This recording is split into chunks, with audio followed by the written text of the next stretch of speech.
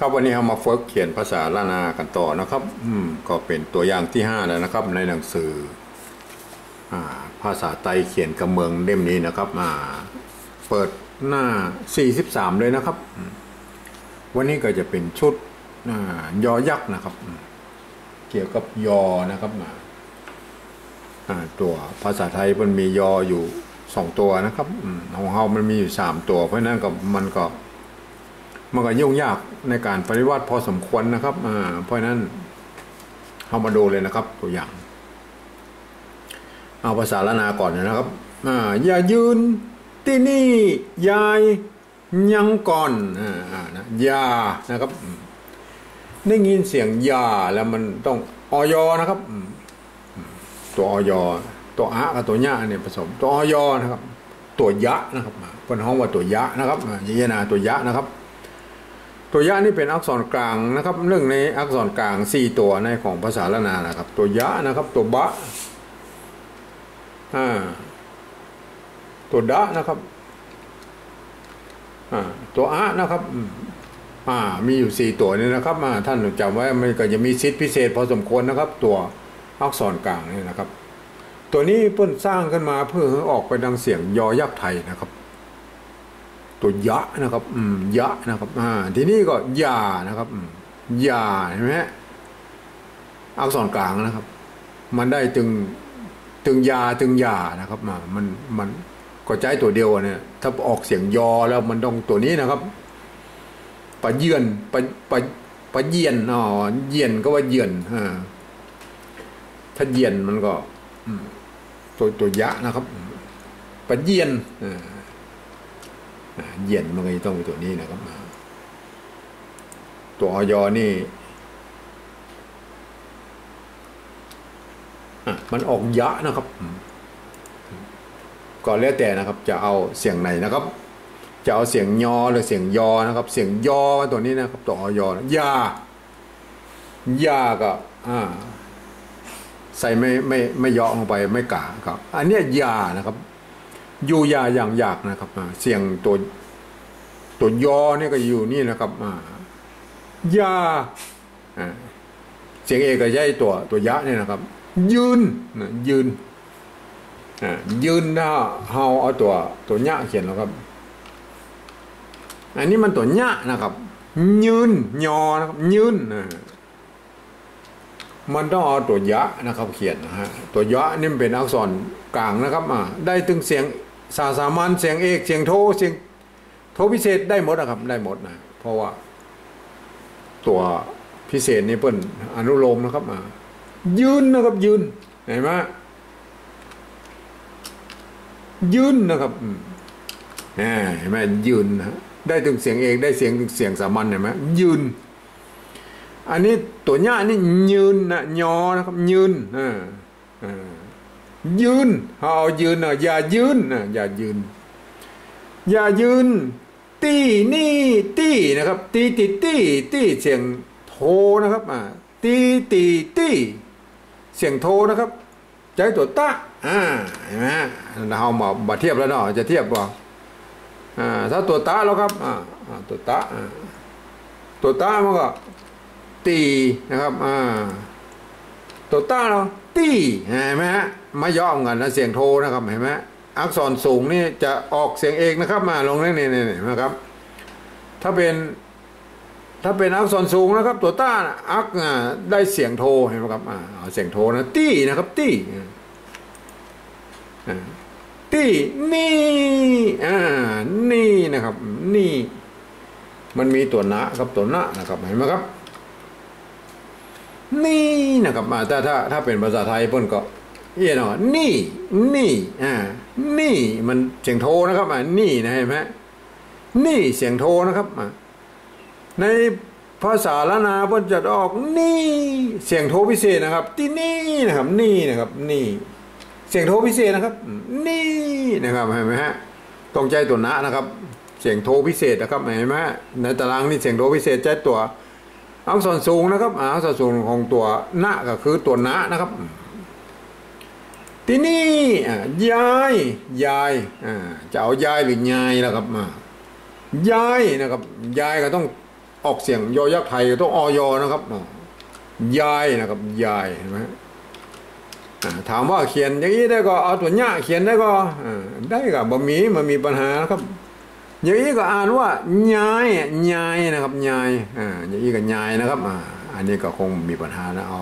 ตารางเนี่ยออกไปก่อนนะครับยายนะครับอันนี้ยายนะครับอันนี้ยายอันนี้ยายนะครับเห็นไหมออกเสียงเหมือนกันนะครับตัวเนี้ยมันออกเป็นยอนะครับยายนะครับอันนี้ตัวอยตัวยะนะครับอ่านย้ายนะครับอยู่ยาอย่างอยากยายยืนเห็นไหมออกเสียงไปทางยอยักษ์ไทยนะครับอย่ายืนที่นี่ยายนะยายยังก่อนยังก่อนนะครับทีนี้แหละครับตัวพระเอกมาแล้วครับยังจะเอายังหรือยังแล้วครับยังนะครับยังตัวเนี้ยนะครับถ้าเอาตัวอยเหรอมันก็ได้ครับอันนี้มันออกเสียงไปดังสมมติว่าสะกดไปแล้วครับอันนี้ยังนะครับยอนะครับยังนะครับอันนี้ยังนะครับยังอันสำเนียงเหนือต้องยังนะครับยังนี่มันแบบเปิงนะครับแบบเปิงมันเขียนได้นะครับแต่มันแบบเปิงนะมันจะหยังนะตัวนี้นะครับมันจะหยังนะครับมันจะไปเขียนเป็นหยังมาได้นะครับหยังคือตัวเพนะครับตัวหยะนะครับตัวหยะคือเอาตัวนี้นะตัวหยะนะครับอันนี้หยังนะครับหยังอันนี้ยังนะครับยังนะครับอันนี้ยังนะครับยังเอายังนะครับเอายังก่อนเรามาดูอันนี้กันมาดูในตารางกันก่อนนะครับก่อนเสียงเอกนะครับใช้ตัวกะนะครับบัดเอาไว้พิจารณาเปรียบเทียบแล้วเนาะตัวกะนะครับก่อนนะครับก่อนสะกดด้วยในความจริงเพื่อสะกดด้วยตัวหน้าอย่างนี้นะครับก่อนนะครับก่อนในความจริงเพื่อสะกดด้วยตัวหน้าอย่างนี้นะครับแต่โบราณเปิ้นบอกว่ามันบางงามเปิ้นก็เลยเขียนเป็นตัวละแทนนะครับไม่ใช่สะกดด้วยตัวละนะครับสะกดด้วยตัวหน้านี่นะครับเปิ้นบอกว่าเขียนเป็นตัวละนี่แทนนะครับก่อนเห็นไหมครับเพราะนั้นเราก็เขียนตามโบราณนะครับมันก็จะมีความยุ่งยากในการปริวัติพอสมควรนะครับที่นี่เรามาอู้ถึงภาษาปริวัติเลยนะครับภาษาปริวัติก็คือมันมีอยู่3แบบนะครับถ้าสมมติว่าแบบที่1นี่นะมันก็ปริวัติออกมาก็เปิ้นจะใจในลักษิลาจารึกในเอกสารโบราณในที่สำคัญนั่นนะครับเปิ้นก็จะเทียบออกมาเป็นภาษาปริวัติแบบที่1ทีนี้เฮาเนี่ยเอาแค่แบบที่2กับแบบที่3ก็พอแล้วนะครับแบบที่2ก็คือการยืมเอาอักษรไทยนี่นะครับมาปรับเทียบเพื่อเป็นอักษรละนานี่นะครับแล้วก็ประกอบคำขึ้นมานะครับแบบภาษาไทยนะครับผสมผสานกันไปเพราะว่ามันบางครั้งสระหรือเครื่องหมายอย่างต่างๆมันเหมือนกันนะครับมันประกอบมาเหมือนกันก็เน้นเอาไทยเป็นหลักนะครับเน้นเอาไทยเป็นหลักนะครับแต่ไส้ในเป็นอักษรละนานะครับทีนี้เอามายืมตัวนี้คือตัวยะนะครับตัวยะมันมีนะครับในภาษาไทยนะครับก็ใช้ตัวอยเนี่ยครับปรับเทียบนะครับเนี่ยตัวยะนะครับมันมีนะครับตัวยะในภาษาไทยมันมีนะครับมันก็คือตัวอยประกอบกันเนี่ยนะครับไม่ใช่ตัวหอยนะครับอย่าไปเข้าจิตว่าตัวหัวยนะครับบางตำรามันใจหอยมันก็จะเป็นยะไม่ใช่หรอครับมันจะเป็นยะไม่ใช่นะครับผมใจอยอย่างเดียวนะครับตัวยะนี่นะครับยานะครับยาไม่เยาะไม่กาเห็นไหมอันนี้ยานะครับอย่ายืนนะครับเนี่ยแม่ยืนนะครับตัวยอนะครับตัวยะนะครับเขาก็ต้องเอาตัวอยมานะครับเหมือนยาเนี่ยเหมือนกันนะครับยืนนะครับยืนยืนนะครับยืนนะครับยืนนะครับเขามาเขียนนี่หรอเขามาเขียนนี่หรอครับมันก็จะไปเข้าใจผิดมันจะไปตัดกับไอ้ยังเนี่ยตัวยออย่างนี้มันเป็นยืนไม่ใช่หรอครับเอาตัวอยเลยนะครับอยนะครับ ยืนนะครับอย่ายืนนะครับอย่ายืนตี้นะครับตี้ตัวต้านะครับไม่กี่ไม่ย่อนะครับอ่านว่าตี้นะครับตี้นี่นี่นะครับตัวนะนะครับตัวนะก็ยืมตัวหอหีบกับตัวนอนหนูเนี่ยก็มาเป็นตัวนะนี่นะครับเห็นไหมครับไม่กี่ไม่ก็จ้างไม่ก็จ้างไม่โทรนี่นะครับอันนี้ก็นี่แล้วนะครับเสียงโทรพิเศษนะครับเพราะว่าปรับเทียบมานะแต่แบบสามนั้นมันใจนะครับแบบสามนั้นเดี๋ยวก็วงกันอย่ายืนที่นี่ยายแล้วมายายแล้วครับยายมันตัวยะแล้วครับตัวยะอยนะครับตัวยะนะครับยายนะครับยายเห็นไหมอันนี้ตัวยะนะครับตัวยะมันก็ตัวยะสะกดมันก็ตัวยอยักษ์ตัวเดียวนะครับเปิ้นโบราณแล้วเปิ้นยืมตัวยอยักษ์นี่มาแทนตัวยะนี่นะครับ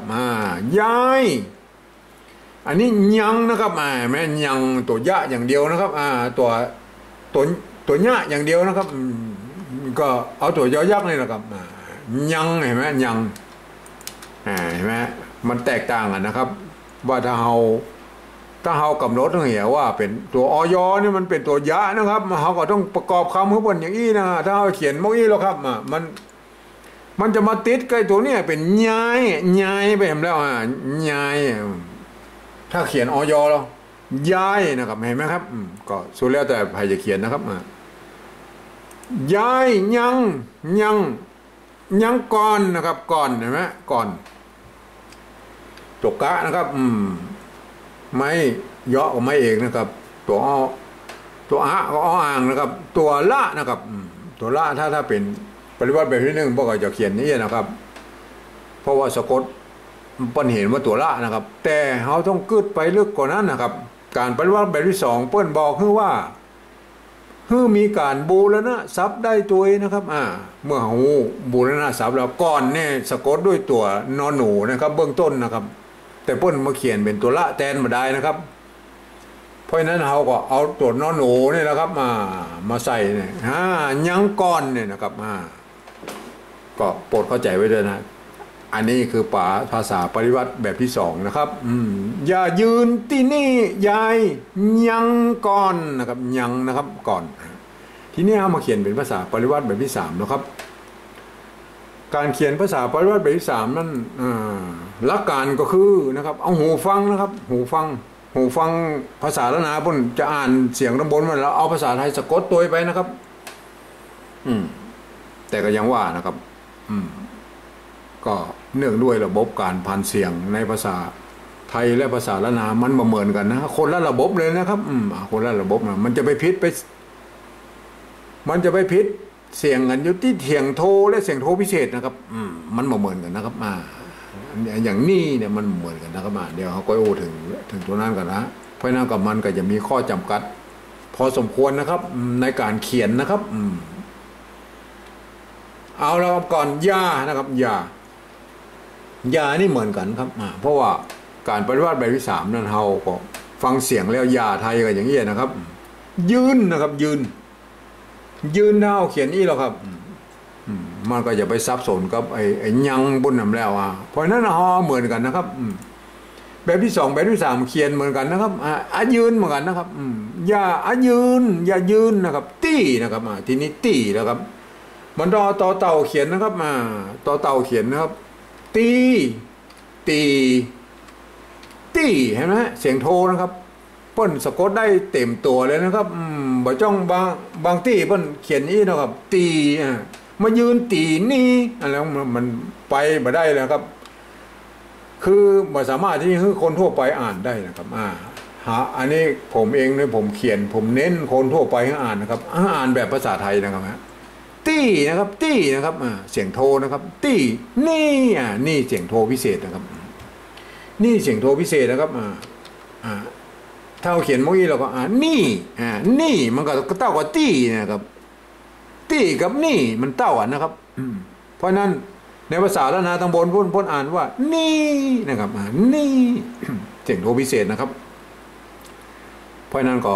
ตัวภัยตัวมันนะครับในส่วนตัวผมว่าเอาจุดประดับไว้นะครับเพื่อบังคับให้ภัยกับจ้างที่มาอ่าน ภาษาปฏิวัติแบบที่ 3ที่ผมเขียนนี่นะครับจะเป็นฝรั่งไทยมังค่าหรือคนเมืองที่บอกเฮียนภาษาละนานี่มาเนี่ยบอกเคยเฮียนภาษาละนามาอ่านเพื่อออกเสียงโทพิเศษนะครับแล้วท่านจะได้สำเนียงละนาไปในตัวเลยนะครับโอเคเอาย้ายนะครับย้าย